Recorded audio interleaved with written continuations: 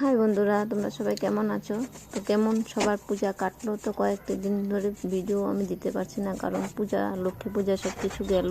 তারপরে তো শরীরটাও ভীষণ খারাপ ছিল, তার জন্য কোনো ভিডিও কোনো কিছু দিতে পারলাম না এতদিন ধরে। তো আজকে আবার দিলাম, অনেক দিন পর।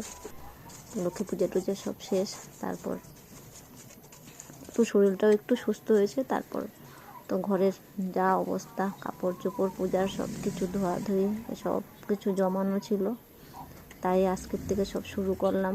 এগুলি সব কাজ ঘরের সব পরিষ্কার করা। আবার একবার তো পরিষ্কার করলাম দুর্গা পূজার আগে, তারপরে এখন আবার তো ওই তো সব কিছু অনেক অর্ধেকটা করলাম, তো অর্ধেকটা বাকি আছে কাপড় ধোয়া। তো তারপরে রান্নাঘরে চলে আসলাম। তো একটা শোল মাছ আনছিল, যে জিন্দাই মাছটা ছিল, তো কাটতে বহুত অসুবিধা হয়েছিল, কাটলাম তাও।